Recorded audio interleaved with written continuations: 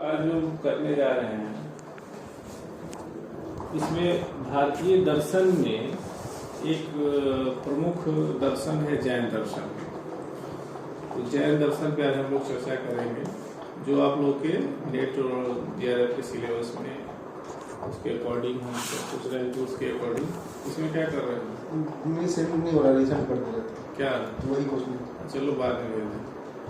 यहाँ पे पहले जाने से पहले जैन दर्शन में सबसे पहले थोड़ा सा हम लोग को जान लेना चाहिए कि इंडियन फिलॉसफी में जो भारतीय दर्शन की जब बात करते हैं तो मूल प्रॉब्लम्स क्या है जिसका समाधान खोजने के लिए, यानी what is the main problem और समस्या का जड़ क्या है, जिसके सॉल्यूशन के लिए ही तो यह भारतीय दर्शन को कैटेगराइज इस तरह से इस रूप में रखा गया, इस रूप में बांटने का प्रयास किया गया कि भाई कैसे आस्तिक कौन है, नास्तिक कौन है, किसमें ज्यादा इथिकल वैल्यू की बात है, किसमें ज्यादा ईश्वर की बात है, आत्मा की बात है, कर्म नियम की बात है, मोक्ष की बात है। तो बेसिकली जो इंडियन फिलॉसफी का जो दृष्टिकोण है वह एक आध्यात्मिक दृष्टिकोण है।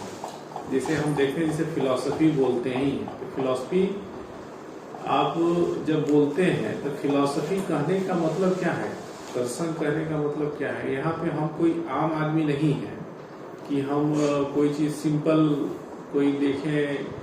कोई पशु दो तरह का जीव होता है, एक पशु तो एक विचारशील प्राणी। तो हम चूंकि मनुष्य हैं तो हमारे अंदर विचारशीलता, थिंकिंग पावर, चीजों को समझने की कैपेसिटी, अच्छा बुरा अनुभव करने की बात, तो ये एक विचारशील प्राणी को जो मनुष्यत्व और पशुत्व में जो अंतर लाता है, तो दर्शन का काम यही है कि एक ऐसी विचारशीलता देता है, एक ऐसा विचार जो आप सत्य तक सही ढंग से पहुंच पाए, सत्य का साक्षात्कार। जैसे फिलॉसफी तो वर्ड ऐसे फिलॉस जो सोफिया होता है, ज्ञान के प्रति प्रेम, लव ऑफ विजडम। तो ज्ञान के प्रति विशेष ज्ञान, कैसा ज्ञान मतलब जो साक्षात ज्ञान, जो रियल ज्ञान। ऐसा नहीं किसी भी चीज का ज्ञान आपको हो गया, कोई आप देख रहे हैं कि हाँ लैपटॉप है, किताब है, कॉपी है, तो इसका ज्ञान होना नहीं है। आप जिस समस्या को जानने के तह में जाते हैं, आगे थोड़ा सा सोचते हैं, थोड़ा सा थिंकिंग कीजिए।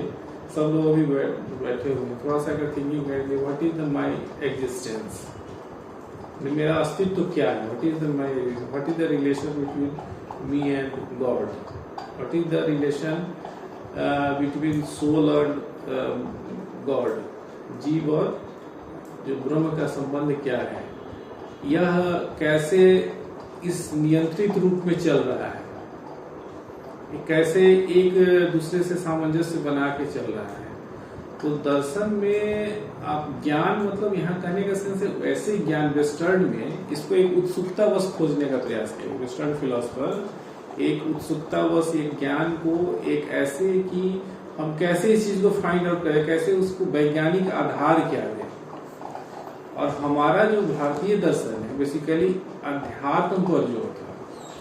अध्यात्म जो मतलब इन द सेंस कि यहाँ सफरिंग से मुक्त होने की बात हुई, दुख से मुक्त होने की बात हम कैसे करें। जो समाज में सभी दर्शन में लगभग दुख की बात को स्वीकार किया गया है, क्योंकि बौद्ध दर्शन ही नहीं, जैन दर्शन है, सांख्य दर्शन है, वेदांत दर्शन है, जो भी दर्शन है, सब में दुख से मुक्त होना, कैसे हम क्या करें कि दुख से मुक्त हो। तो दुख से मुक्ति के लिए सबका अपना अपना प्रयास किया। तो इस पूरे ब्रह्मांड में हम अपना अगर एग्जिस्टेंस देखते हैं तो बहुत सूक्ष्म है, बहुत न्यून है हमारा अस्तित्व। लेकिन हमारा अस्तित्व किसी न किसी चीज के लिए बना है, पर्पस तो है। यदि हम जीवन हमारा आया है इस पृथ्वी पर, हम संसारी जगत में जब हम प्रवेश कर रहे हैं तो हमारा अपना अस्तित्व तो है। और हमारा अस्तित्व आखिर क्या है? हम सिर्फ खाना खाने, सोने, उठने, बैठ के बस गपशप कर लिए, टीवी देख लिए, ये तो मेरा लाइफ का उद्देश्य नहीं है। हमको जो ईश्वर बनाए हैं तो उसके पीछे कुछ ना कुछ तो मकसद होगा। तो इसको जो विचार से अगर सोचता है आदमी, जब सोचता है फिर उस जीवन के रहस्य को जानने का प्रयास करता है, फिर ब्रह्मांड का जो रहस्य खोजने का प्रयास करता है, उस सत्य तक पहुंचने का जो प्रयास होता है, बेसिकली दर्शन उसी चीज को खोज रहा है, साक्षात्कार कर रहा है। ये मतलब ऐसा चीज है कि अभी तक फाइंड आउट होता है।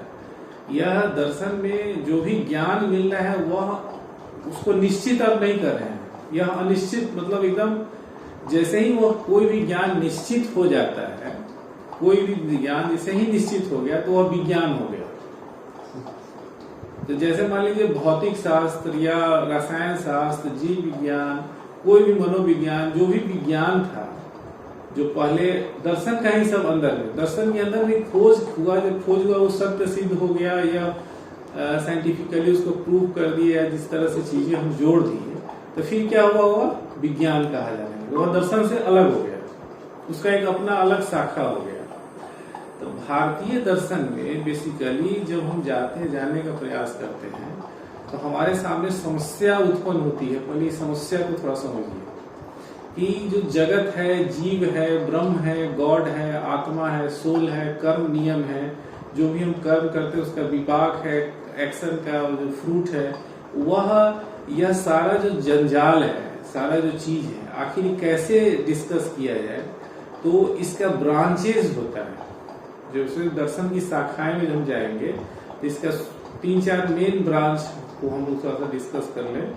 तो एक ब्रांच है मेटाफिजिक्स, मेटाफिजिकल। सेकेंड ब्रांच है इसका epistemology. Third branch ethics. Fourth फिर फिलोसफिकल, रिलीजियस, बहुत सारा इस तरह से शाखा उसकी निकलते गई।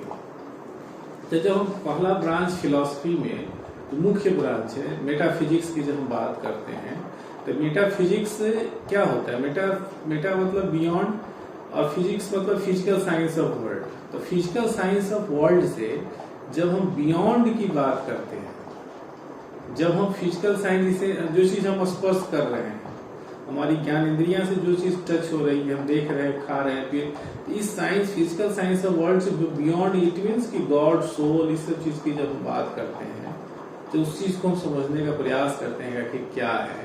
तो वह तत्व मीमांसा, उसको हिंदी में कहते हैं तत्व मीमांसा।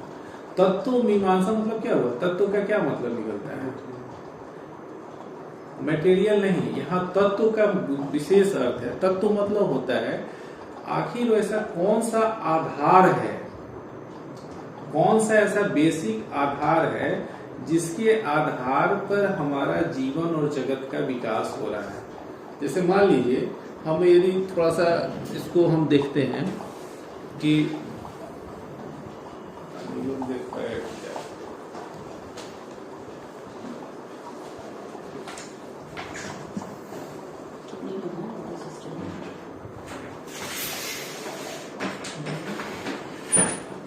जैसे मान लीजिए यहाँ इसको सीधा तौर पर यहाँ देखिए, जैसे कौन सा ऐसा मूल तत्व है लाइफ में, दो चीज जीवन में दिखता है। एक क्या है, माइंड, और दूसरा क्या है, मैटर, है ना। मैटर मतलब क्या हुआ, जड़। मैटर में जो आप देखते हैं अर्थ, एयर, वाटर, फायर, सारा चीज आ गया। माइंड जिसको आप कह रहे हैं कॉन्शसनेस, जो लिविंग थिंग्स है, जो भी लिविंग थिंग्स है। तो लिविंग थिंग्स में क्या हुआ, सिर्फ मनुष्य ही नहीं आता है, सिर्फ मनुष्य ही नहीं आया, बल्कि जो भी जीवित बीइंग है। तो जो विश्व है, जो हमारा परिदृश्य है, उसमें दो चीज ही दिखता है। आखिर इसका मूल क्या है, इसका मूल क्या है। जब मूल खोजने का जब प्रयास करते हैं, आखिर मान लीजिए हम है, आप है, हमारे माता पिता मेरा आधार है, उसके उनके माता पिता उनके आधार है, उनके माता पिता उनके। लेकिन आखिर कौन सा ऐसा मूल है जहां से जीवन और जगत का उद्भव और विकास हो रहा है। क्योंकि विश्व में जब हम देखते हैं कि दो ही चीजें दिख रहा है, तो जीवन जगत का कि मूल क्या है। तो इस मूल को जानने के क्रम में कोई जैसे मान लीजिए वेदांत दर्शन में आप जैसे देखिएगा, तो वेदांत दर्शन कहता है क्या, गॉड, ठीक है, सोल, ठीक है। तो गॉड, सोल को हम मान लेता है कि मूल। यहाँ पे ब्रह्म बोला गया है, गॉड के नहीं। तो ब्रह्म जो है, ब्रह्म या हम कह दें ईश्वर, तो इस दोनों को एक ही माना गया कि ब्रह्म और ईश्वर ही वह मूल है जहां से जीवन और जगत का विकास होता है। लेकिन भारतीय दर्शन में, सभी दर्शन में तो ईश्वर को नहीं माना गया है। जैसे मान लीजिए बौद्ध दर्शन है, वहां हम ईश्वर को मानते हैं, नहीं देखते हैं। जैन दर्शन में ईश्वर को नहीं माना जाता है। तो आखिर हमारा मूल तत्व क्या है जिससे यह जीवन जगत का विकास होता है? तो इसी तत्व के, ये जो तत्व है, इसी जब तत्व की जब हम मीमांसा करते हैं, खोज करते हैं, तो उसी को तत्व मीमांसा कहा जाता है। आखिर मेरा आधार क्या है, आखिर मेरा मूल तत्व क्या है, जिसके बारे में हम जानने का प्रयास करते हैं। यह है एक जो मेटाफिजिक्स है, मेटाफिजिक्स, तो यह एक मुख्य समस्या है। किसका? दर्शन शास्त्र का, फिलॉसफी का एक मुख्य समस्या है मेटाफिजिक्स। सर इसका कोई इंग्लिश का टर्म है तत्व मीमांसा का? हाँ, मेटाफिजिक्स पढ़ लो ना, इसका मेटाफिजिक्स। तो यहाँ देखिए, जैसे हम जैन दर्शन में जब हम देखते हैं, जैन दर्शन में जब हम जानने का प्रयास करते हैं, तो जैन दर्शन का थोड़ा सा उसके मूल तत्व पे जाने से पहले थोड़ा सा हम कुछ और बात उसके बारे में ऐतिहासिक पर थोड़ा सा कुछ चीज जान लें, तब वहां पे हम पहुंचे तो ज्यादा अच्छा रहेगा। जैन दर्शन में जो हम जानने का प्रयास करते हैं, तो जैन दर्शन क्या है? जैन दर्शन एक क्या अप्रोच लेके चलता है? इसका जब हम क्लासिफिकेशन करते हैं भारतीय दर्शन का, तो जैन दर्शन के कौन से शाखा में आता है? ईश्वरवादी नहीं, वहां पे देखिए दो वर्ड आता है, एक ऑर्थोडॉक्स, एक हेटेरोडॉक्स। तो ऑर्थोडॉक्स जो है, जो आस्तिक है, वहां पे जो वैदिक रिचुअल्स को जो विश्वास करता है, वेद में वेद की सत्ता को जो मानता है, और हेटेरोडॉक्स वैसा है जो वेद की सत्ता में विश्वास नहीं करता है, मतलब जो वेद को आधार नहीं मानता है। वेद, हालांकि बहुत सारी बातें वैदिक उपनिषद है, चाहे वैदिक जो ब्राह्मण है, साहित्य है, बहुत सारी बातें उससे देखने को मिलती है, जानने को मिलती है, लेकिन उसको आधार नहीं मानता है, ऐसे कि आधार जिससे हमारा कोई चीज निकला है, कोई भी दर्शन, तो उसकी सत्ता में जो आधार नहीं मानता है, तो उसको हम नास्तिक कहते हैं। तो जैन दर्शन, बौद्ध दर्शन और चार्वाक दर्शन, तीनों दर्शन क्या है? हेटेरोडॉक्स कैटेगरी में आता है। तो यहाँ पे मानने का जो आधार है, क्लासिफिकेशन ऑफ इंडियन फिलोसफी जिसे कहते हैं, those who believe the Vedic authority they are called orthodox, and those who not deny the Vedic authority they are called heterodox. तो those who believe the Vedic authority, तो इस category में षड दर्शन आते हैं। षड दर्शन, षड मतलब छह, सिक्स, तो उसमें सांख्य फिलॉसफी, योग फिलॉसफी, मीमांसा, वेदांत, न्याय, वैशेषिक। न्याय, वैशेषिक, सांख्य, योग, मीमांसा, वेदांत, जो छह जो दर्शन है, वह षड दर्शन कहा जाता है। वह षड दर्शन क्या कहता है? किस चीज में विश्वास कर रहा है? वैदिक रिचुअल्स में विश्वास कर रहा है। तो उस षड दर्शन में भी जो सांख्य दर्शन है, मीमांसा दर्शन है, वह ईश्वर को नहीं मानता है, वह दोनों ईश्वर की सत्ता में विश्वास नहीं करता है, लेकिन उसके बावजूद उसको किस में रखा गया है? कैटेगरी में, किस कैटेगरी में रखा गया? Orthodox category. क्यों? क्योंकि वह वेद की सत्ता को विश्वास करता है। तो वैदिक रिचुअल्स, वैदिक जो आस्था है, वैदिक व्यू है, उसमें जो बिलीव कर रहा है, शिव का नाम एक बार फिर से सांख्य योग, सांख्य योग, न्याय, वैशेषिक, मीमांसा, वेदांत, ऐसे लिखिए क्रोनोलॉजी में, सांख्य योग, न्याय, वैशेषिक, मीमांसा, वेदांत। इधर जो क्लासिफाई हम किए, जो नास्तिक कैटेगरी जिसको कहते हैं या हेटेरोडॉक्स कह रहे हैं, उसमें कौन कौन आ गया? चार्वाक, बौद्ध और जैन दर्शन। चार्वाक दर्शन, बौद्ध दर्शन और जैन दर्शन। तो बौद्ध दर्शन के बारे में आप लोग बहुत सारी बातें जानते हैं, इसलिए हम बौद्ध पे अभी चर्चा नहीं करेंगे। हमारा जो मुख्य उद्देश्य अभी है कि जैन दर्शन पे थोड़ा सा आप लोग को अभी हम चर्चा करने का प्रयास करें। तो जैन दर्शन पे जाने से पहले जो फिलॉसफी की एक और दूसरी जो मुख्य समस्या है, सेकेंड, इपिस्टेमोलॉजी। जैसे फर्स्ट क्या था? मेटाफिजिक्स। तो सेकेंड जो इपिस्टेमोलॉजी। इपिस्टेमोलॉजी को हिंदी में हम ज्ञान मीमांसा बोलते हैं। क्या बोलते हैं? ज्ञान मीमांसा। तो यहाँ पे देखिए, ज्ञान मतलब क्या हुआ? नॉलेज। तो नॉलेज में हम देखने का प्रयास करते हैं कि क्या कौन सी ऐसी चीज है जो रियल है। नॉलेज हमें कैसे प्राप्त होता है, किसी चीज का ज्ञान हमें कैसे मिलता है। पहले तो हम जानेंगे कि what is the knowledge. Second चीज उसमें जानने का प्रयास करते हैं what is the sources of valid knowledge and what is the relation between knower and subject and object. तो यहाँ पे जब हम देखते हैं कि व्हाट इज नॉलेज, पहले प्रश्न जो उठता है व्हाट इज नॉलेज। तो नॉलेज क्या है, ज्ञान क्या है। आप सीधे सीधे किसी चीज को देख रहे हैं आंख से, ये सब चीज जब देख रहे हैं कि हाँ भाई, तो यह एक ठीक है कि एक ज्ञान का आधार माने है कि ठीक हमें किताब दिख रहा है, पानी दिख रहा है, ग्लास दिख रहा है, लैपटॉप दिख रहा है, मोबाइल दिख रहा है। तो जो चीज सामने दिख रहा है प्रत्यक्ष रूप से आपको वह दिख रहा है। तो हमें किसी चीज का जो ज्ञान मिलता है, नॉलेज मिलता है, तो कैसे मिलता है। तो उसके लिए फिर इसमें इंडियन फिलॉसफी में, पूरा वेस्टर्न फिलॉसफी में लंबा डिस्कशन है। तो what is the sources of valid knowledge. दो चीज है, पहले नॉलेज जो होता है वह या तो वैलिड होगा या इनवैलिड होगा। तो व्हाट इज द सोर्स, जो वैलिड नॉलेज जो है, valid knowledge it means real knowledge. Invalid knowledge इसमें जो भ्रम की बात होती है, विपर्य की बात, इल्यूजन। इनवैलिड नॉलेज कैसा होगा, इल्यूजन। जैसे रोप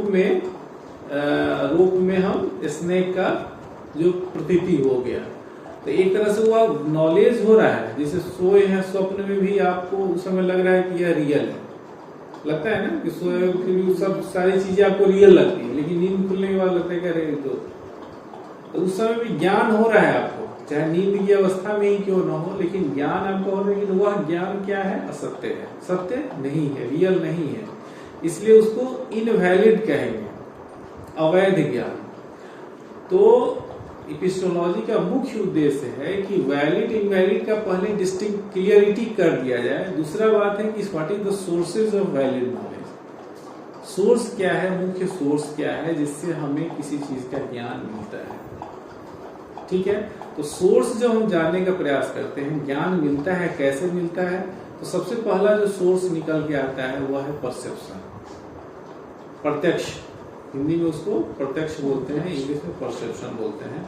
तो प्रत्यक्ष और परसेप्शन जो चीज है, तो प्रत्यक्ष मतलब क्या हुआ, प्रति जोर अक्ष, उसका सिंपल अगर लिटरल मीनिंग करते हैं तो इट मीन्स है कि आपको जो आंख के सामने प्रतीत होता है उसको हम प्रत्यक्ष ज्ञान कहते हैं। लेकिन यहाँ पे आंख नहीं, यहाँ पे थोड़ा सा व्यापक सेंस में लेते हैं। जैसे 5 सेंस ऑर्गन्स है, माइंड है और ऑब्जेक्ट है, उससे उसका जो कांटेक्ट होता है। जैसे मान लीजिए हम यहाँ बैठे हैं, आप सभी में हम बोल रहे हैं, तो शब्द जो है, शब्द का कहाँ जा रहा है, अब कान से जा रहा है।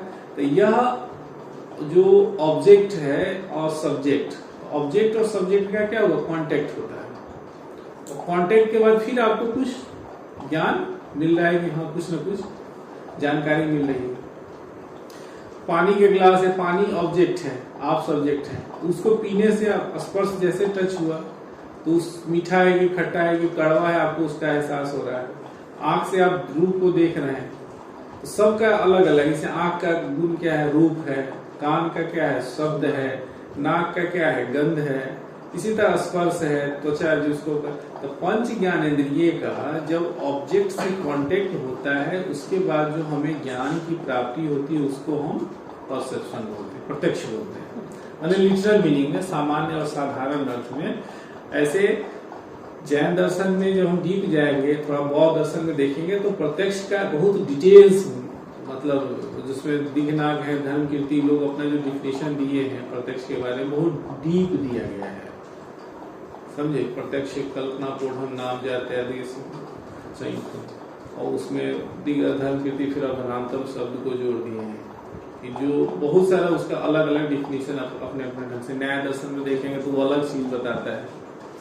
तो सबका फिलॉसफी का यह बेसिकली आधार है, सोर्सेज ऑफ कैसे हमें जानकारी मिलता है। ये जो आधार की बात हम कर रहे हैं, मूल तत्व की बात है, या कोई भी तत्व जो हमारा आधार है, बेसिक जो हमारा बेस है, उसको हम जानते कैसे हैं। तो उसको जानने के लिए एक दूसरी समस्या हो जाती है इथिक्स, एपिस्टेमोलॉजी। थर्ड जो समस्या निकल के आती है शुभ इथिक्स की बात करते हैं। इथिक्स मतलब क्या होता है? नीति शास्त्र, जो हिंदी में कहेंगे तो नीति शास्त्र उसको बोलते हैं। नीति मतलब क्या है कि कोई भी चीज जिसे आपको सद आचरण में ले जाने वाला, एक मार्ग निर्देशक के रूप में जो आपको आपका जो भी आचरण है, आपका जो आचरण है, तो मनुष्य के आचरण के नियमन के संबंध के जो सिद्धांत है, आपका जो आचरण हो रहा है वह आचरण रूल के अकॉर्डिंग है कि नहीं है, उचित है, अनुचित है, शुभ है, अशुभ है, अच्छा है, बुरा है, जो भी क्या है, अगर सही है तो क्या कहा जाएगा? आपका गुड कंडक्ट कहा जाता है ना। जब गलत आचरण है तो क्या कहा जाएगा? बैड कंडक्ट कहा जाता है। आचरण के साथ साथ जो कर्म है, उस आचरण में तो कर्म ही आता है ना। आप कर्म जो आप करते हैं, एक्शन जो आप कर रहे हैं, एक्शन सिर्फ बोल के तो नहीं करते हैं, अपना मन से भी आपका एक्शन विचार होता है। तो मनसा, वाचा और कर्मणा, कर्म से आप कर रहे हैं कोई काम, मन से कर रहे हैं और वचन से कर रहे हैं। मन से भी कर रहे हैं, वचन से भी कर रहे हैं। तो तीनों दृष्टि से आपका कर्म कैसा जा रहा है। जैसे हम पढ़े हैं ना एटफोल्ड पाथ में, सम राइट स्पीच क्या होता है, राइट एक्शन क्या है, राइट लिवलीहुड क्या है। तो यह बेसिकली जो सील जो बात करते हैं, जो कर्म के नियमन के संबंध में जो सिद्धांत है, और जो आपका ऐच्छिक कर्म है, इट मीन्स कि वॉलेंट्री एक्शन, जैसे हम बैठे हैं सांस ले रहे हैं, खांसी आ गया तो खांस दिए, छींक दिए, बोल दिए, माने पेट अंदर शरीर में बहुत सारी क्रिया प्रतिक्रिया हो रही है, तो यह ऐच्छिक कर्म नहीं है, इस पे मेरा अधिकार नहीं है, यह स्वाभाविक रूप से नेचुरली सब हो रहा है। लेकिन यदि नियम बना हुआ है कि विश्वविद्यालय में किसी को हिंसात्मक गतिविधि में नहीं भाग लेना चाहिए, अगर चलते किसी को दे दिए एक तरह, तो क्या होगा? उस नियम का आपने वायलेशन किया, उस नियम का आपने आपका उल्लंघन किया, तो आपके विरुद्ध फिर आचरण का, आपका आचरण का उसके अनुसार नहीं था। तो जो नियम है उसके संबंध में कैसा नियम हो, व्यक्ति का कैसा नियम है, जैसे बौद्ध दर्शन में आप लोग पढ़े हैं, विनय पिटक में भिक्षु भिक्षुणी के कितने सारे नियम बताए गए हैं।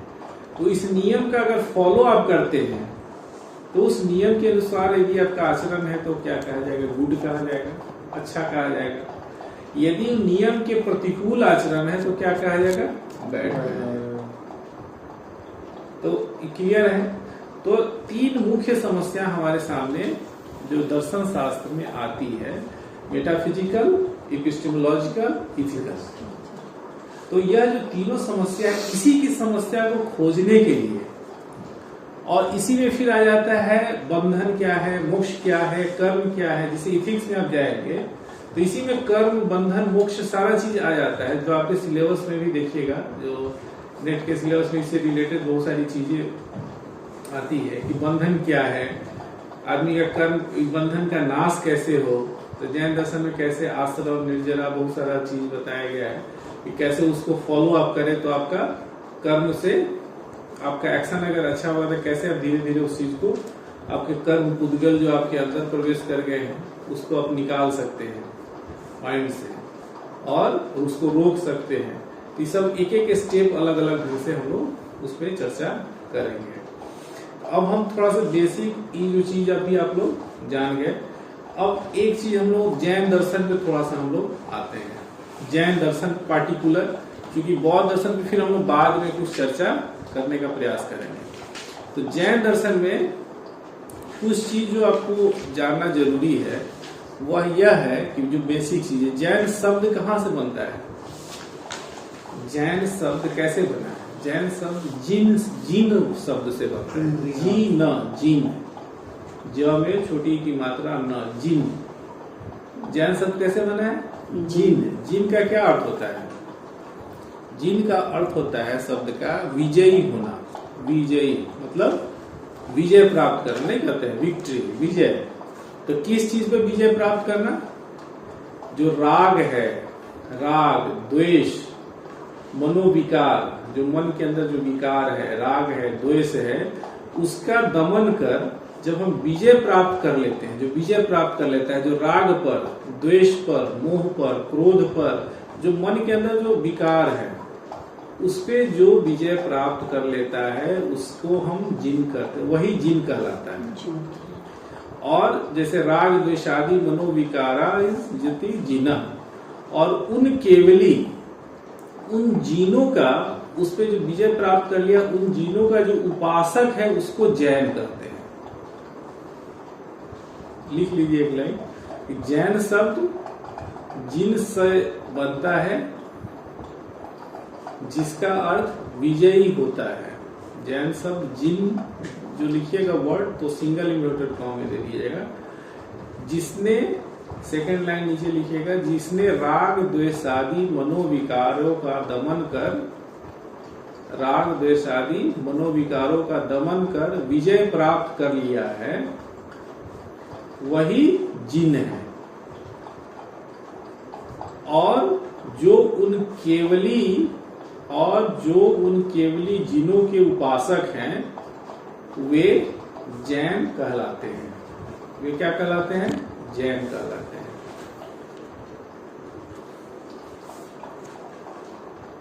देखिए यहाँ जैन जो है ना, जैन के लिए या जिनों के लिए एक चीज अरहत शब्द का भी यूज किया गया है।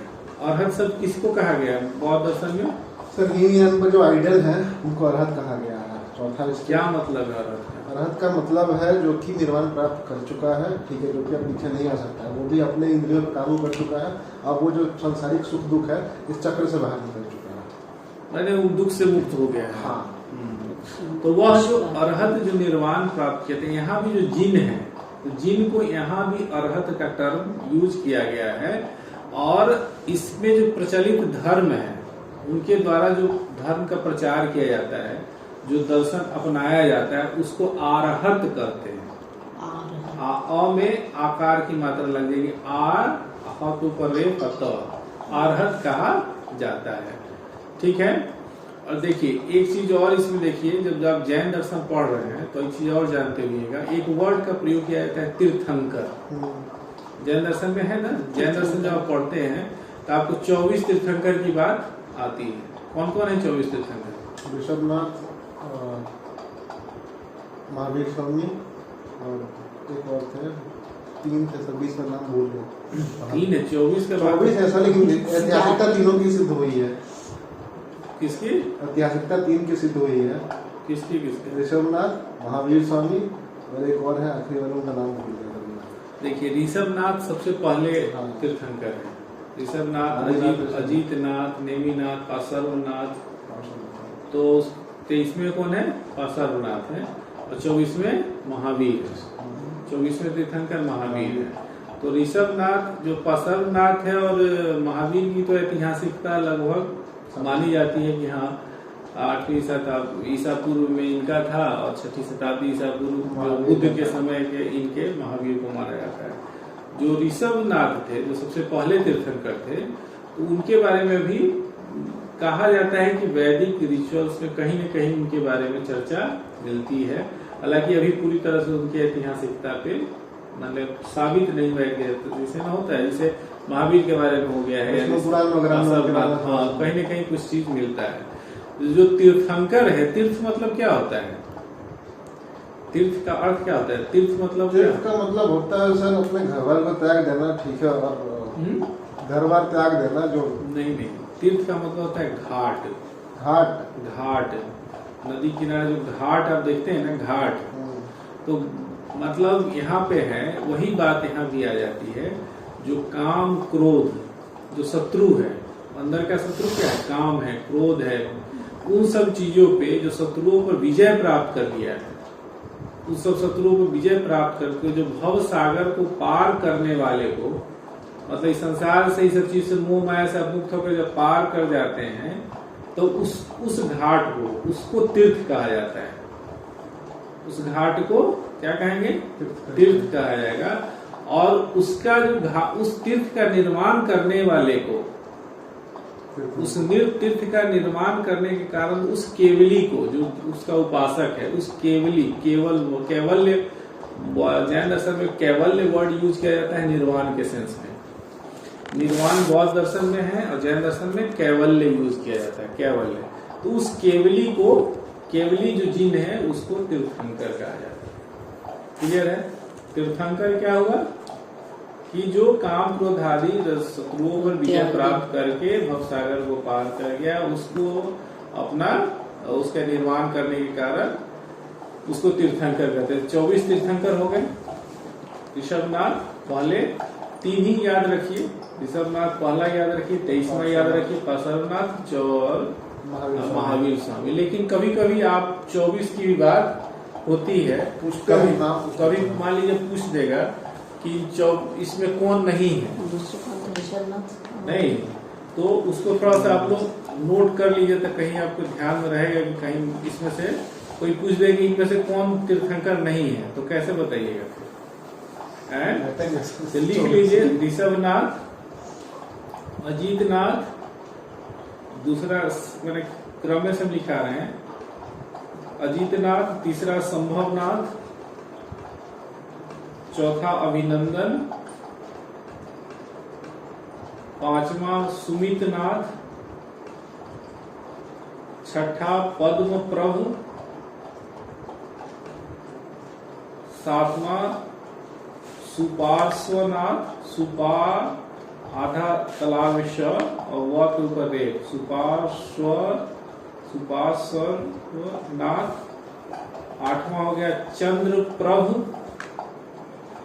9 सुबुद्धिनाथ, 10 नंबर है शीतलनाथ, 11 नंबर है श्रेयांसनाथ,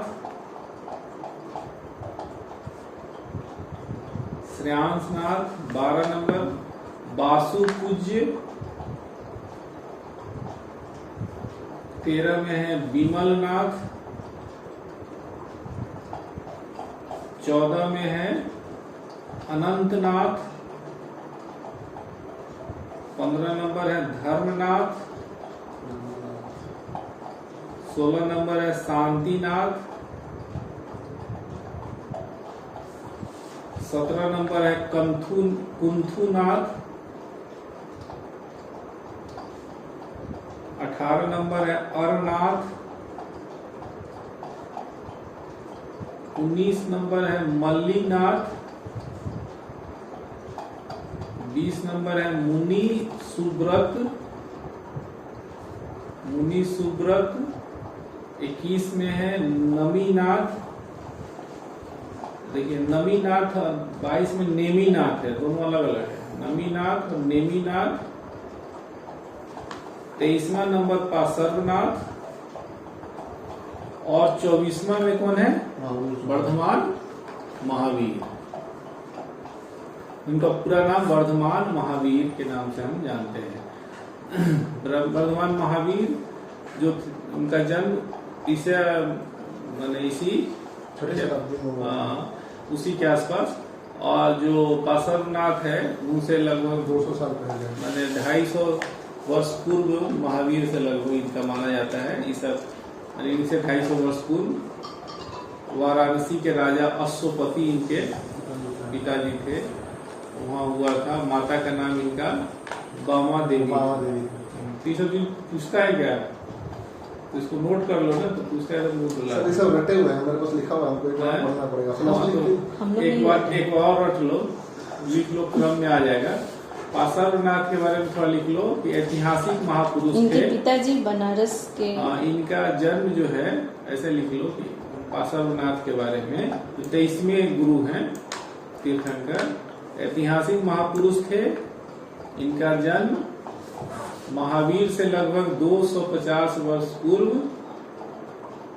और ईसा पूर्व 800 वर्ष पूर्व, ईसा पूर्व में 800 वर्ष वाराणसी के राजा अश्वपति के यहाँ हुआ था। अश्वपति, और माता का नाम ईसा पूर्व 800। हाँ, वाराणसी बनारस के जो राजा थे अश्वपति यहाँ हुआ। माता का नाम वामा देवी था, वामा देवी। क्या नाम था उनके पिताजी का? अश्वपति। अश्वपति पिता, माता का नाम हो गया वामा देवी।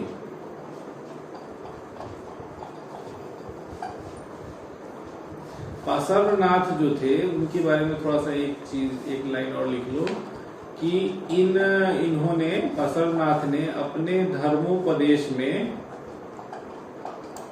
धर्मोपदेश में अहिंसा, सत्य, असत्य और अपरिग्रह, 4 अहिंसा, सत्य, असत्य और अपरिग्रह, इन 4 महाव्रतों पर विशेष जोर दिया। उनका यह उपदेश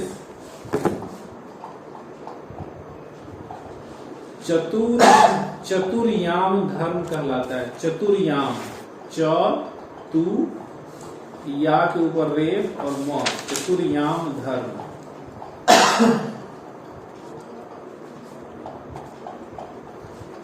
अब इनके नीचे लिख लो एक लाइन कि वर्धमान महावीर जो 24वें है, नंबर 24, वर्धमान महावीर का जन्म कहाँ हुआ था? वैशाली में, वैशाली कुंडग्राम, वैशाली में उस समय रीजन में था। तो सर यहाँ पे ये कुंडलपुर को भी बोलता है जन्मस्थल है। ये ऋषभ आप लिखो जो बता रहे हैं। वैशाली में हुआ, कुंडलग्राम जो वहाँ है, वैशाली में जो जाइएगा तो दिखेगा। पिता का नाम इनके क्या था? सिद्धार्थ। माता का नाम त्रिशला देवी था, त्रिशला देवी। मदर नेम इज त्रिशला देवी। इनका मुख्य काम क्या था कि इन्होंने जो 4 बताया गया था पार्श्वनाथ का, उसमें इन्होंने एक ब्रह्मचर्य को जोड़ दिया था। 4 महाव्रतों में ब्रह्मचर्य की गणना कर 5 महाव्रत का उपदेश दिया। अभी देखिए, अभी हम लोग सिर्फ थोड़ा सा लाइफ हिस्ट्री जान लेते हैं, फिलॉसफी आगे जानेंगे। इसका जो मेन फिलॉसफी है उसको हम लोग आगे देखेंगे। थोड़ा सा बैकग्राउंड अभी हम लोग देख ले कि क्या इनकी स्थिति है। तो मोटा मोटी चीज को समझ गए। अब इसमें एक और जानना आप लोग को जरूरी है। जानना ये है कि जो जैन दर्शन में महावीर के, वर्तमान महावीर के बाद जैन दर्शन 2 धर्रा में बट गया। एक श्वेतांबर और दूसरा दिगंबर। तो श्वेतांबर और दिगंबर जो संप्रदाय बटा, जैसे जैन बौद्ध दर्शन में आप देखते हैं कि स्थविरवाद और महासांघिक 2 पार्ट में बढ़ जाता है। फिर आगे चल के अशोक के काल तक आते आते 18 सेक्ट्स में डिवीजन हो जाता है। तो जैन दर्शन में मुख्य रूप से 2 सेक्ट बढ़ता है। कौन कौन? श्वेतांबर और दिगंबर। तो एक जब वहाँ उनके बाद, महावीर के बाद एक उनके शिष्य थे, उनका नाम था भद्रबाहु। भद्रबाहु, तो भद्रबाहु जो दक्षिण यात्रा, भद्रबाहु इतना जान लीजिए सिर्फ कि भद्रबाहु दिगंबर संप्रदाय को लेकर के आगे चले थे। और संघभद्र जो थे उन्होंने श्वेतांबर संप्रदाय के नींव रखा। श्वेतांबर को संघभद्र और भद्रबाहु दिगंबर। यानी ये स्टोरी है कि भद्रबाहु साउथ में चले गए थे, साउथ यात्रा, दक्षिण यात्रा पे। उस समय जब वहां से वापस आए तो इन्होंने देखा क्या कि संघ में बहुत सारा चीज बदलाव हो गया है और लोगों ने अपना नया थोड़ा सा अपने हिसाब से चीजों को, तुमको दुख हुआ इस बात को, तो जो पुराना जो विचार था महावीर का, तो वह दिगंबर परंपरा अपनाया गया। और श्वेतांबर मतलब श्वेत वस्त्र धारण करने के कारण इसको श्वेतांबर के सेंस में हम लेके चलते हैं। अब एक चीज और थोड़ा सा यहाँ पे को जानना जरूरी है कि दिगंबर के अनुसार क्या है कि पूर्व ज्ञानी केवली पुरुष भोजन नहीं करते थे। और यहाँ पर अंतर क्या है कि यहाँ दिगंबर में स्त्री को मोक्ष की प्राप्ति नहीं होती है, लेकिन श्वेतांबर परंपरा में मतलब यह चीज जो था कि केवली भोजन करता है और स्त्री को भी मोक्ष की प्राप्ति हो सकती है। तो दोनों में थोड़ा माइन्यूटली अंतर ये है। श्वेतांबर संप्रदाय के जो आचार्य थे वो भवनगर में एक सभा का आयोजित हुआ था। जैसे बौद्ध दर्शन में आप संगीति होता था, कहाँ कहाँ संगीति हुआ है? बौद्ध दर्शन में चारों संगीति बताओ। पहले राजगीर में हुआ है, दूसरा वैशाली में हुआ है, तीसरा पाटलिपुत्र में हुआ है, चौथा कश्मीर में। चारों का राजा कौन कौन था? पहले का राजा अजातशत्रु बिंबिसार थे, और दूसरे का राजा अजातशत्रु थे, तीसरे का राजा अशोक, चौथे का कनिष्क। पहले का कौन थे? अजातशत्रु नहीं, बिंबिसार। अरे पहले का अजातशत्रु थे। अच्छा, सर कंफ्यूज। बिंबिसार कहाँ थे? बिंबिसार तो पहले थे, उनके माने बुद्ध के समकालीन आते हैं ना। तो पहला वाला में तो बुद्ध के समकालीन, उनके मरने के तुरंत बाद हुआ था। तो समकालीन में अजातशत्रु का नाम आता है, मतलब उस समकालीन जो अजातशत्रु फर्स्ट कराने में अजातशत्रु का नाम आता है। हाँ, पहले का अजातशत्रु, दूसरा का कालाशोक, कालाशोक, तीसरे का अशोक, चौथे का कनिष्क। हाँ, इस तरह क्रोनोलॉजी याद करो। चारों में कौन कौन थे अध्यक्ष? कौन कौन थे? पहले में सब्बाकामी, नहीं वो ये उपाली नहीं। अरे एक मिनट बता रहे। पहले में कहाँ राजगीर में रह के इसे गलत बोल रहे थे? नहीं, एक मिनट। आप लोग ऐसे कीजिएगा तो काम चलेगा। बुद्धिज्म अभी राजगीर दूसरे में सब्बाकामी थे, पहले में इनका क्या नाम था? काश्यप। दूसरे में सब्बाकामी थे, तीसरे में मोगलीपुत्र, और चौथे में असंग थे। संघ नहीं, क्या नाम था उनका? हाँ, भूल गया सर, पढ़ा हुआ है, याद है, एक बार बस देखना है। तो उसको देखो, जानो, समझे। तो श्वेतांबर परंपरा में भी भवनगर में एक सभा का आयोजित हुआ था। भवनगर में, ध्यान रखना, कहाँ? भवनगर में। और जो भी जैन दर्शन में जितने सारे चीज थे, जो भी दार्शनिक जो भी बातें कही गई थी, उसको आगम ग्रंथों में, जो जैन दर्शन का ग्रंथ है उसको आगम बोला जाता है। आगम ग्रंथ के संकलन के लिए विचार किया। तदनुसार वहां पे 12 आगम ग्रंथों का संकलन किया गया। कहाँ पर?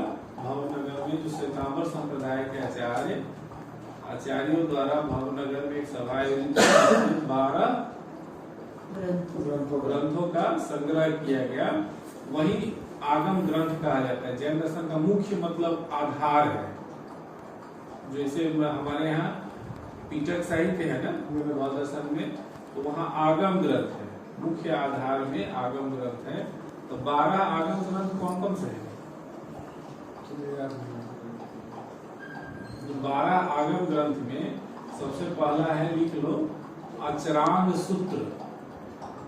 आचरांग सूत्र,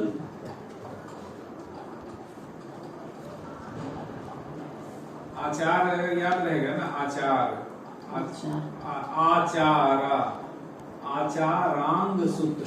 आ में आ की मात्रा, च में फिर आ की मात्रा, र में फिर आ की मात्रा, ऊपर बिंदी, आचारांग सूत्र। ठीक है, अचार उचार खाते हो तो याद हो जाएगा अचार। याद कर लेंगे सर। तो दूसरा है सूत्र कृतांक। सूत्र कृतांग। तीसरा है स्थानांग। स्थानांग। चौथा है भगवती सूत्र। भगवती सूत्र, देखो भगवती सूत्र को समवायांग भी बोला जाता है। हाँ, समवायांग। जैसे स्थानांग है तो उसको थानांग भी बोला जाता है। तो अगर मान लो कहीं शब्द नहीं पूछ के कहीं वो शब्द पूछ दिया तो ऐसा मत खेल समझ रहे, गलती हो जाए। जैसे सूत्र कृतांक लिखे हो ना, तो सूत्र कृतांक के सामने सुय गणंक भी लिख लो, सुय गणंक। आचरांग सूत्र जो लिखे हो तो उसके आगे एक और वर्ड नाम लिख लो, मैंने सेम है, आयारांग सूत्र।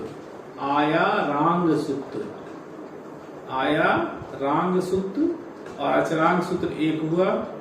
सुय गणंक और सूत्र कृतांक दूसरा हुआ स्थानांग और थनांग, थानांग, तीसरा हुआ भगवती सूत्र और समयांग, चौथा हुआ समयांग की समवांग, समवायांग, समवायांग,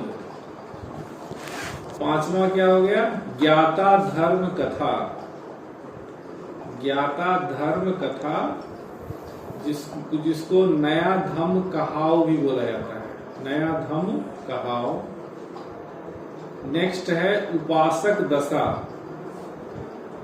उपासक दशा जिसको बोला जाता है उपासक दशाओ, उपासक दशाओ। नेक्स्ट है अंत क्री दशा, अंतंग, इसको बोला जाता है अंतंग दशाओ, कुछ नाम है अजीब अजीब सा। अनुत्तरो पपादिक दशा, नेक्स्ट है अनुत्तरो पपादिक दशा। एक आध वर्ड भी पकड़ लोगे ना तो ऑब्जेक्टिव मारने में कोई दिक्कत नहीं होता है।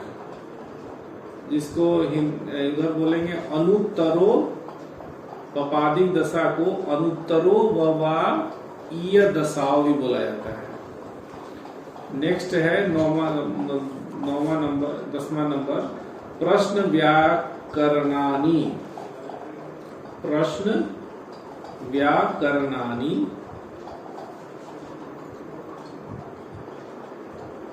अगला है विपाक श्रुतम,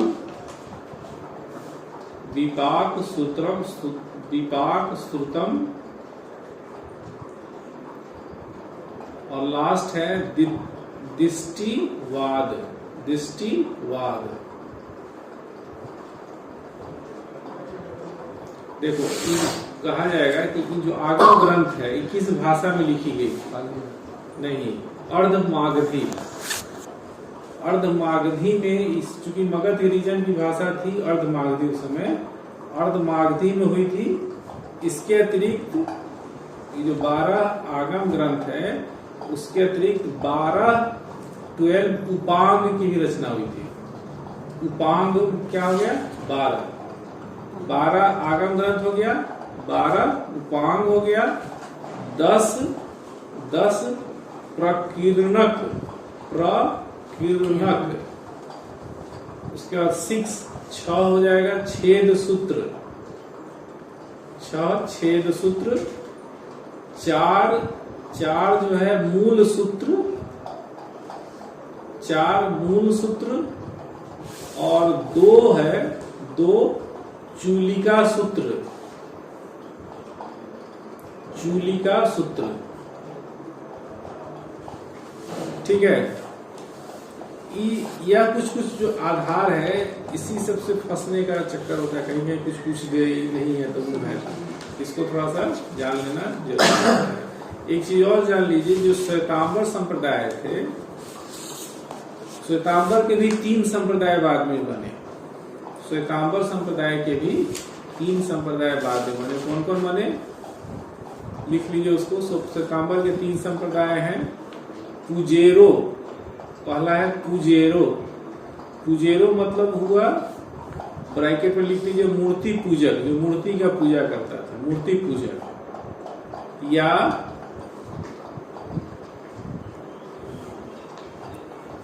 डेरावासी, डेरावासी भी बोलते हैं उसको, पुजेरो को। हाँ, पुजेरो को डेरावासी भी बोला जाता है। पुजेरो और डेरावासी एक हो गया। दूसरा हुआ ठूठिया, ढूठिया, ढूठिया, ढूठिया या स्थानकवासी, स्थानकवासी। तीसरा हो गया तेरापंथी। पूछ देगा ये तेरापंथी किस संप्रदाय के अंतर्गत आता है, तो जान रहे हैं तो ठीक है, नहीं तेरापंथी, तेरापंथी।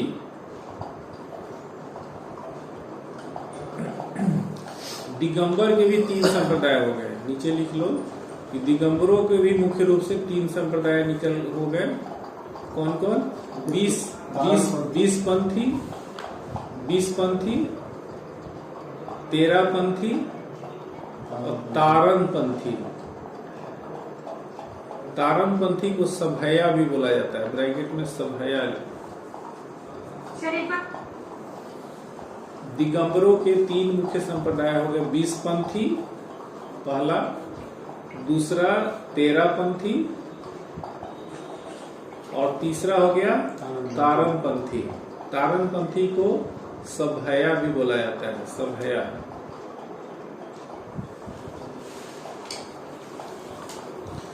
अब इसमें यहां तक तो आप लोग आ गए कि तीर्थंकर हो गए, आगम ग्रंथ हो गए, श्वेतांबर हो गए, दिगंबर हो गए, इन सब चीज के बारे में हम लोग जान लिए।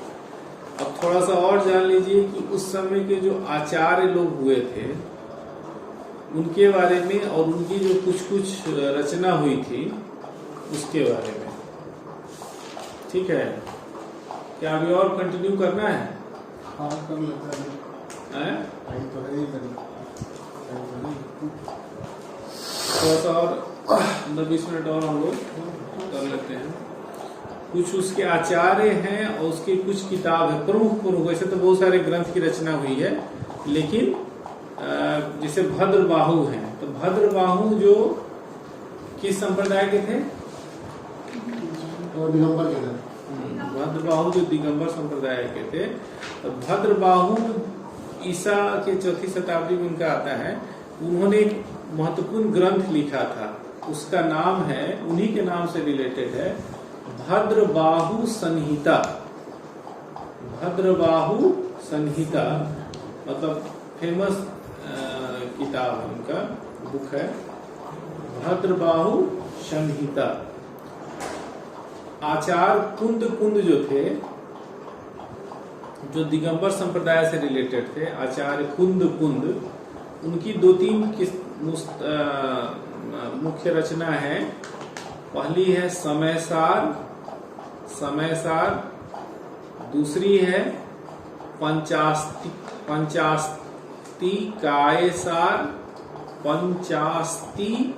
कायसार, तीसरी है प्रवचन सार। कौन कौन हुआ? समयसार, पंचास्ति कायसार, तीसरा हुआ प्रवचन सार। इस 3 रचना को नाटक इन्होंने लिखा था, इसको नाटक त्रयी के नाम से भी जाना जाता है। नाटक त्रयी, तीनों का कलेक्शन। तीनों का कलेक्शन को नाटक त्रयी बोलते हैं। नाटक त्रयी में ये तीनों आता है, समयसार, पंचास्ति कायसार और प्रवचन सार। उमा स्वामी तीसरे जो आचार्य थे, उमा स्वामी जो आचार्य कुंद के शिष्य थे, उमा स्वामी के प्रसिद्ध ग्रंथ है तत्वार्थाधिगम सूत्र। तत्वार्थाधिगम सूत्र उमा स्वामी की प्रसिद्ध रचना है, तत्वार्थाधिगम सूत्र। फिर नेक्स्ट है समंत भद्र में इनकी प्रमुख रचना है रत्न करंड प्रसिद्ध ग्रंथ है इनकी, समंत भद्र की। इसके साथ साथ 2-3 और रचना इनकी महत्वपूर्ण है। पहली है आप्तमीमांसा,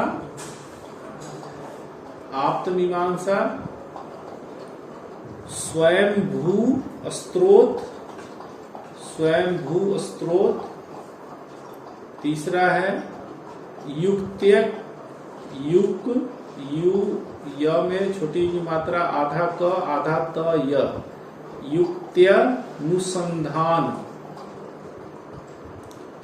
और गंधहस्ती भाष्य इनकी कुछ प्रमुख रचनाएं हैं।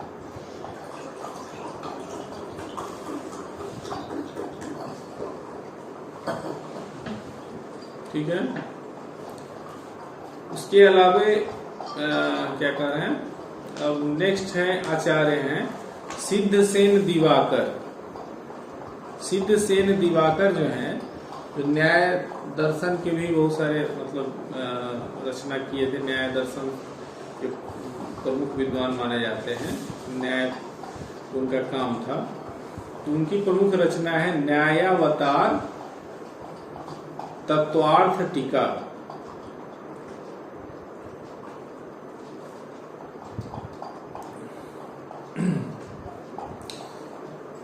एक दो और लिख लीजिए कि हरिभद्र सूरी जो आचार्य थे, आचार्य हरिभद्र सूरी, इन्होंने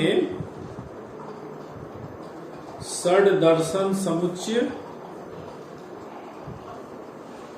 न्याय प्रवेश सूत्र,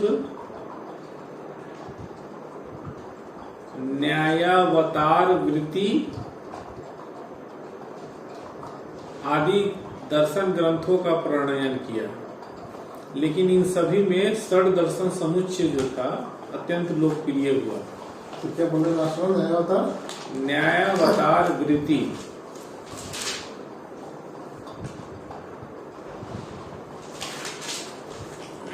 एक और आचार्य हैं वादीराज सूरी।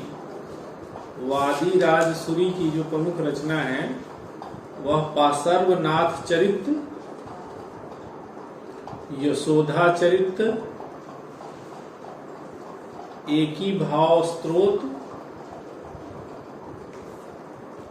प्रमाणा निर्णय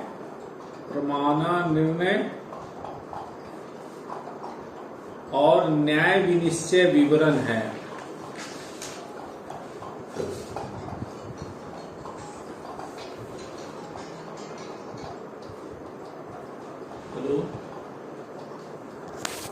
हेलो हाँ, लिख लो प्रमाण मीमांसा। हेमचंद्र की पुस्तक है प्रमाण मीमांसा। इन्हें कलिकाल सर्वज्ञ की उपाधि दी गई थी। हेमचंद्र को कलिकाल सर्वज्ञ।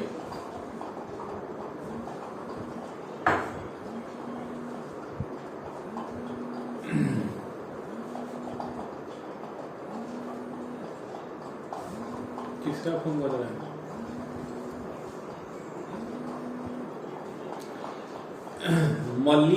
मल्ली शेष सूरी एक आचार्य हैं। हेमचंद्र की जो किताब थी उस पे इन्होंने टीका लिखी थी। इसको छोड़ दीजिए मल्ली से। यशो विजय एक हैं। इन्होंने दर्शन पर इनकी एक प्रमुख रचना है जैन तर्क भाषा। जैन तर्क भाषा के जो राइटर हैं यशो विजय नाम है उनका। नीचे पैराग्राफ चेंज करके लिखिएगा। इसके अतिरिक्त ऐसे तो बहुत सारे, लेकिन मुख्य दो चार लिख लीजिए जो इससे रिलेटेड है। इसके अतिरिक्त उमा स्वामी का तत्वार्थाधिगम सूत्र, मेरुतुंगकृत षड दर्शन विचार, मेरुतुंग का कृत षड दर्शन विचार, कॉमा देते जाइएगा। तत्वार्थाधिगम सूत्र कॉमा मेरुतुंग कृत षड दर्शन विचार कॉमा कुंदाचार कृत पंचास्ती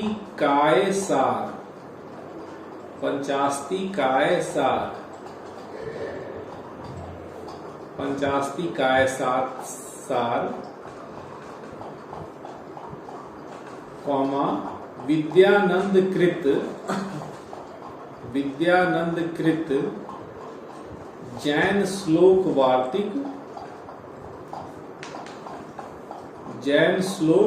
वार्तिक कॉमा गुणभद्र रचित आत्मानुशासन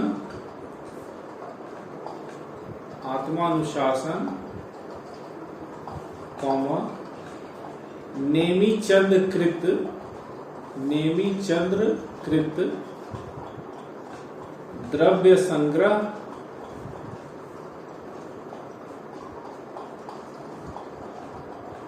और मल्ली सेन रचित म आधा ल पूरा ल छोटी की मात्रा मल्ली मूर्धन्य श मल्लिषेण रचित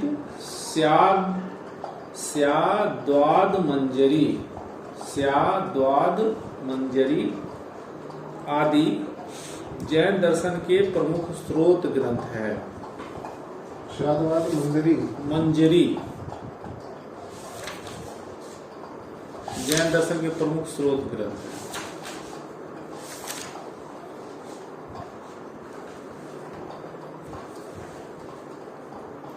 अब देखिए यहाँ हम लोग इसके बेसिक चीज को हम लोग जान गए। इसके आधार कौन था इस जैन ग्रंथ का। अब इसको आप कहीं से कुछ अगर इस तरह की चीजें आती हैं तो आप हमको नहीं लगता है कि फंसिएगा उसमें, उसके किताब में और उसके राइटर जो नेम है उसके अंतर्गत। इसमें जो मुख्य फिलॉसफी है थोड़ा सा उस पर हम लोग चर्चा मैंने कल करेंगे डिटेल्स में। थोड़ा बेसिक थोड़ा सा समझ लीजिए कि एक जो उनका मुख्य दर्शन है जैन दर्शन का। देखिए सभी में बता दिए कि ज्ञान की बात है, ज्ञान मीमांसा की बात है, तत्व मीमांसा की बात है, इथिक्स की बात है, सभी में है। चाहे जैन दर्शन हो, बौद्ध दर्शन हो, सांख्य हो, योग हो, न्याय हो, वैशेषिक हो, वेदांत हो, मीमांसा हो, सब में आपको इसी सब से रिलेटेड आपकी चीज को चर्चा मिलती है और पाई जाती है। यहाँ पे हमारा जो फोकस रहेगा जैन दर्शन के अंतर्गत जो ज्ञान की क्या बात की गई है, तत्व की क्या बात की गई है। तो तत्व में जो हम जाते हैं तो यहाँ पे जैन दर्शन में देखते क्या है कि अनेकांतवाद एक सिद्धांत दिया गया है। अनेकांतवाद मतलब क्या होता है कि अनेक तत्वों को मानता है जैन दर्शन। बेसिकली तत्व मीमांसा के अंतर्गत हम देखते हैं तो क्या क्या है, वास्तववादी है, सापेक्षतावादी है, बहुतत्ववादी है। जैन अनेकांतवाद क्या है, जैन दर्शन की तत्व मीमांसा क्या क्या हुआ, वास्तववादी, सापेक्षतावादी और बहुतत्ववादी। बहुतत्ववाद यहाँ पे तीनों शब्द पे ध्यान दीजिए क्या क्या है तीनों शब्द। वास्तववादी मतलब क्या हुआ, वास्तविकता। वास्तववादी को अगर इंग्लिश में देखते हैं तो क्या उसको बोलते हैं, रियलिज्म। तीन चार तरह का सिद्धांत चलता है, जैसे इंग्लिश में देखें एक टर्म है आइडियलिज्म। आइडियलिज्म मतलब those who believes idealism philosophy, idealistic philosopher नहीं कहते, वो आइडियलिस्टिक फिलॉसफी। जैसे विज्ञानवाद है बौद्ध दर्शन का, इसको बोलते हैं कि idealistic philosophy. Subjective idealism only believe subjective idealism, मतलब सब्जेक्ट को ही सिर्फ मानता है, आइडियाज प्रत्येक को ही सिर्फ विश्वास करता है ना। योगाचार विज्ञानवाद में एक्सटर्नल ऑब्जेक्ट की सत्ता को नहीं मानता है। योगाचार विज्ञानवाद एक बार आप लोग लगता है वो भी पढ़ाना पड़ेगा बुद्धि। क्या है चारों में क्या अंतर है? योगाचारों में तो मतलब वो सिर्फ और सिर्फ चित्त को मानता है, ठीक है। हाँ चारों में क्या है, किसमें व्यवहारिक, स्वतांत्रिक, योगाचार और माध्यमिक। वो तो एक बार सब पढ़ना पड़ेगा डिटेल में। सर बेसिक तो पता है लेकिन डिटेल में पढ़ना क्या है, बेसिक है पूछ रहे हैं तो टाइम लगेगा। अचानक सब कुछ दिया, अचानक बेसिक क्या अंतर है योगाचार।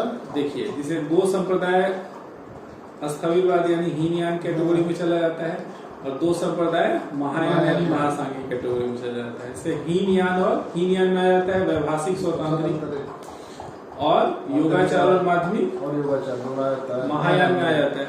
ये चार में बेसिक जो डिफरेंसेस है कि जैसे देखिए मूल तत्व वहां भी माना गया है।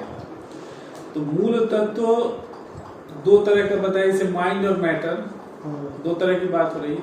तो माइंड और मैटर दोनों को विश्वास करता है कौन, हीनयान। माइंड और मैटर दोनों को सत्य माना गया है। यहाँ इट मीन्स कि माइंड भी है और मैटर भी है, ठीक है। जिसे तो हीनयान के अंदर जिसे हम रखे हैं स्वतांत्रिक व्यवहारिक, तो दोनों इस तत्व को विश्वास कर रहे हैं कि माइंड और मैटर बोथ आर रियल। इस कारण से यहाँ पे इसको सर्वास्तिवाद कहा जाता है। सर्वास्तिवाद मतलब क्या होता है कि all things exist. All things मतलब सर्वम अस्ति, सभी चीज का अस्तित्व है। विश्व की जितनी सारी चीजें हैं सभी चीज का अस्तित्व है, एग्जिस्टेंस है। तो ऑल थिंग्स एग्जिस्ट जैसे ही कहते हैं तो सर्वास्तिवाद अंतर्गत व्यवहारिक और स्वतांत्रिक दोनों आ जाता है, माइंड मैटर। जब हम देखते हैं इसमें योगाचार और माध्यमिक में, अभी कौन भाई साहब होता है? परवेज जराल जराल कौन सा लेते हैं?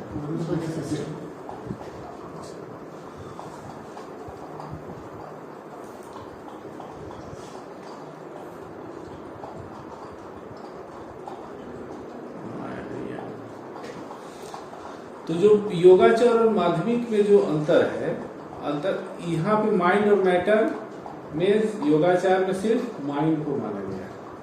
मैटर जो एक्सटर्नल ऑब्जेक्ट है उस सबको बताया जाता है कि सब्जेक्ट पर डिपेंड है, इसलिए इसको देखते हुए बताया जाता है कि वस्तुनिष्ठ मतलब सब्जेक्टिव आइडियलिस्ट फिलॉसफी।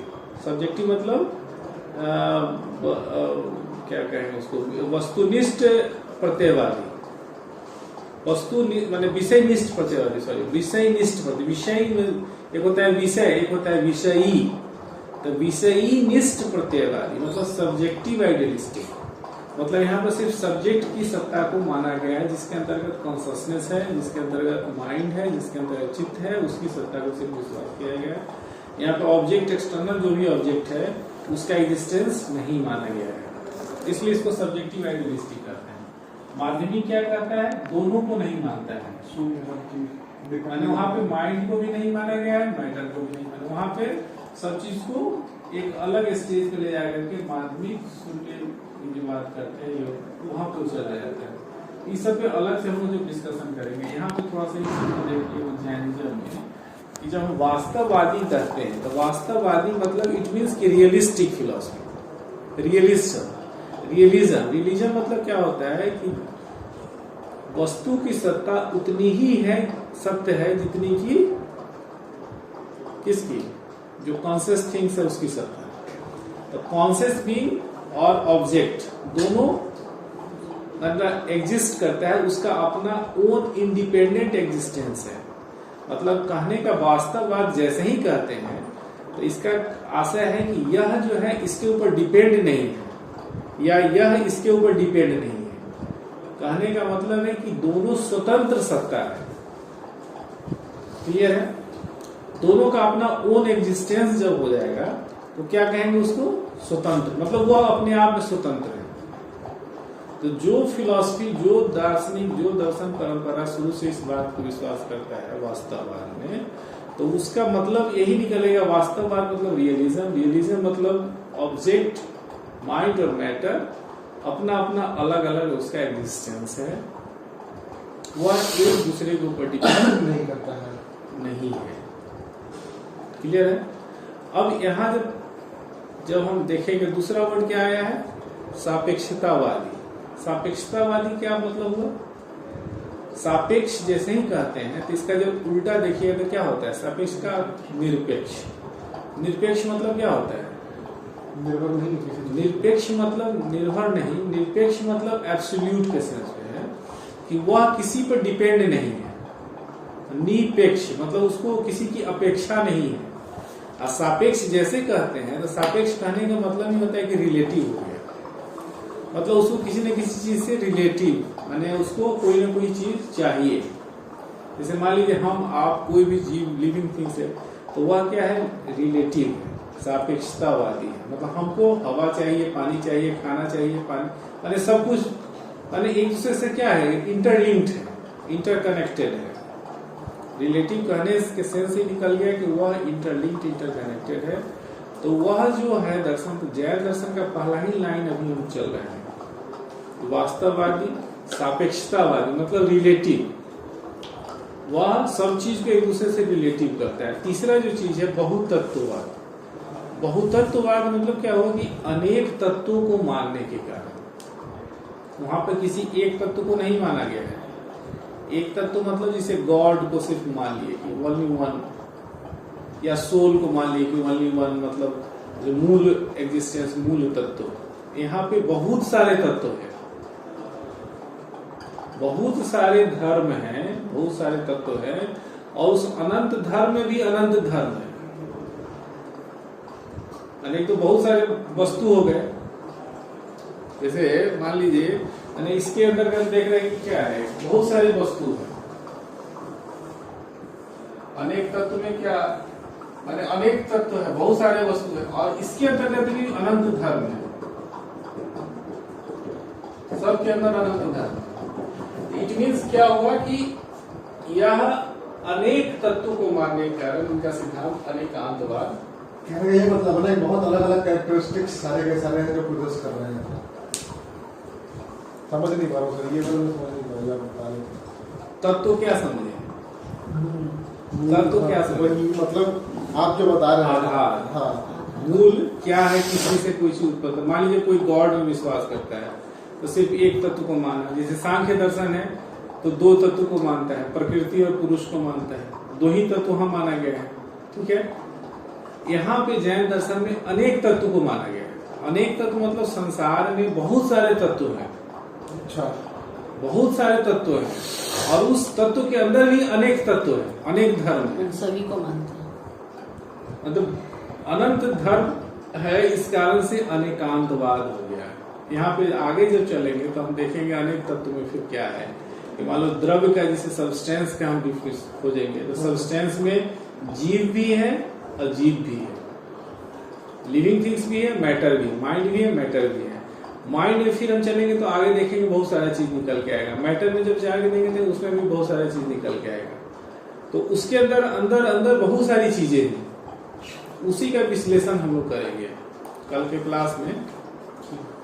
तत्व मीमांसा पे हम लोग द्रव्य सिद्धांत उसको थोड़ा सा हम लोग डिटेल्स देखेंगे और उसको फिर जानेंगे। फिर उसका ज्ञान मीमांसा इसका क्या है, प्रत्यक्ष मान मीमांसा क्या है, फिर हम देखेंगे उसमें स्यादवाद का क्या कंसेप्ट है, फिर उसमें बंधन मोक्ष की स्थिति देखेंगे, बंधन मोक्ष में पुद्गल का क्या अस्तित्व है,